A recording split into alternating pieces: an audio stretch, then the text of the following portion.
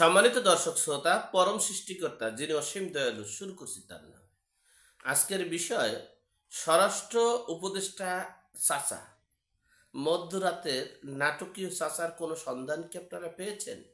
সে বিষয়ে আপনাদের সাথে সংক্ষেপে আলোচনা করছি। আপনারা দেখেছেন যে এই 5ই আগস্টের পর থেকে বাংলাদেশে প্রায় 650-র মতো নারী ও শিশু নির্যাতন হয়েছে। একটা নারী ও শিশু নির্যাতনের কোনো বিচার হয়েছে? আপনারা কি পেয়েছেন? পাননি। এই দেশে নারীর নির্যাতনের বিচার হয় না, এবং গত 15 বছরে যতটুকু হয়েছে, এই গত 15 বছরের পর এই আমরা 5ই আগস্টে যে বিপ্লবের মাধ্যমে একটা আশা আকাঙ্ক্ষা ছিল যে সকল অন্যায়ের প্রতিবাদ করতে পারবো, সকল অন্যায়ের সঠিক বিচার হবে, ন্যায়ের ভিত্তিতে বিচার হবে, সেখানে বিচার তো দূরের কথা, তল্লাশির নামে লুটপাট, নৈরাজ্য, দখলবাজি, চাঁদাবাজি, আরো অনেক কিছু।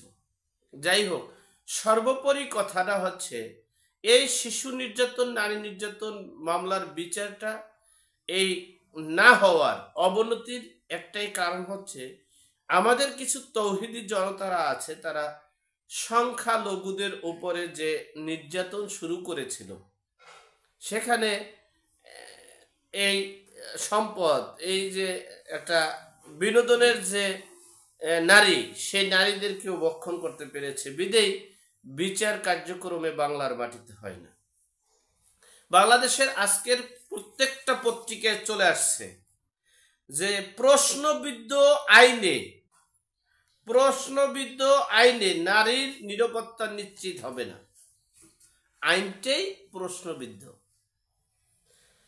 সকল পত্রিকায় আসছে, আপনি এখানে দেখে নিন যে প্রশ্নবিদ্ধ আইনে নারীদের নিরাপত্তা নিশ্চিত করা সম্ভব নয়। এখন এই আমাদের এই স্বরাষ্ট্র মন্ত্রণালয়ের মন্ত্রী সাহেব, আপনারা দেখেছেন রাত্র 3টে বাজেও তিনি সংবাদ সম্মেলন করেছেন, কিন্তু গতকালকে ঢাকা বিশ্ববিদ্যালয় ও জাহাঙ্গীরনগর বিশ্ববিদ্যালয় এবং রাজশাহী বিশ্ববিদ্যালয়ের যে মশাল মিছিল হয়েছে, এরপর থেকে কি এই কাকারে খুঁজে পেয়েছেন? আপনারা দেখেছেন? মনে হয় না। তিনি গুপ্ত জায়গায় চলে গেছেন। সংস্কারের নামে প্রথমেই সংস্কার করা উচিত এই উপদেষ্টা পরিষদ।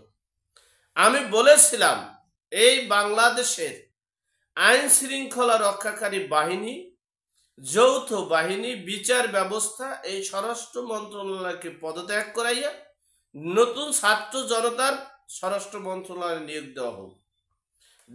দেশের জনগণের নিরাপত্তা যিনি দিতে পারবে, আইন শৃঙ্খলার নিরাপত্তা যিনি দিতে পারবে, তাদেরকে এই স্বরাষ্ট্র মন্ত্রণালয়ের দায়িত্ব দেওয়া হোক।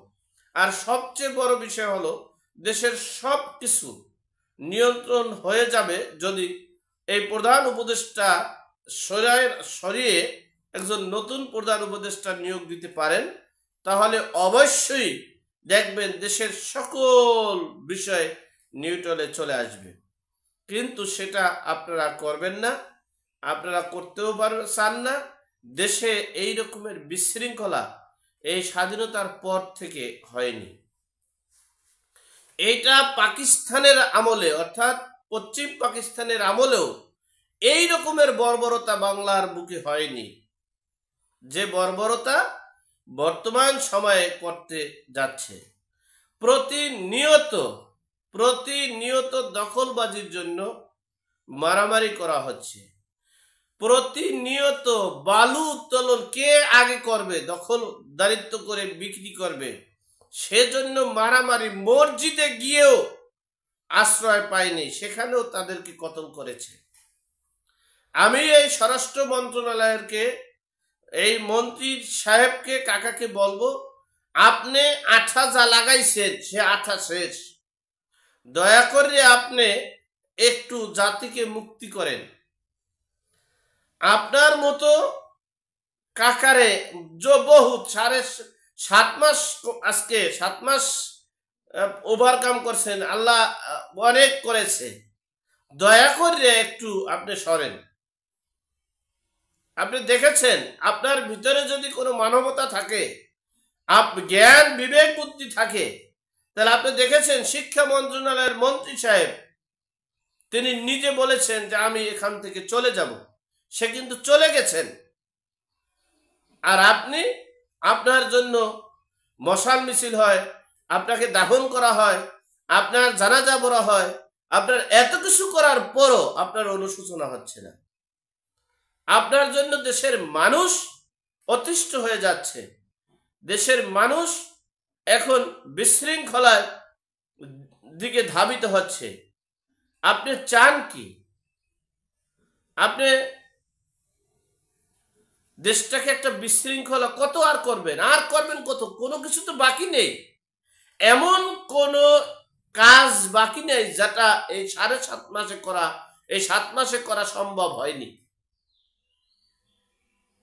আপনি আজকে পলানো ছিলেন কেন? আজকে 3:30 বাজে সংবাদ সম্মেলন করতেন, সকালে করতেন। আপনি যদি স্ব ইচ্ছায় পদত্যাগ না করেন, তাহলে সন্ধ্যার পর থেকে আপনার বাসভবন সহ সকল কিছু ঘেরাও করবে এবং আপনি পালানেরও জায়গা পাবেন না। আমি বলে দিলাম।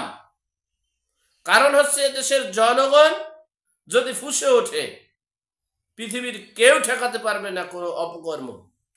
জনগণ শুধু পারে না, এই জন্য আপনারা আওয়ামী লীগের ট্যাগ দিয়ে, ছাত্রলীগের ট্যাগ দিয়ে, ভারতের ট্যাগ দিয়ে গুলি করতেছেন, নির্যাতন করতেছেন, নির্বিচারে হত্যা করতেছেন, গুম করতেছেন, রাহাজানি করতেছেন, ধর্ষণ করতেছেন।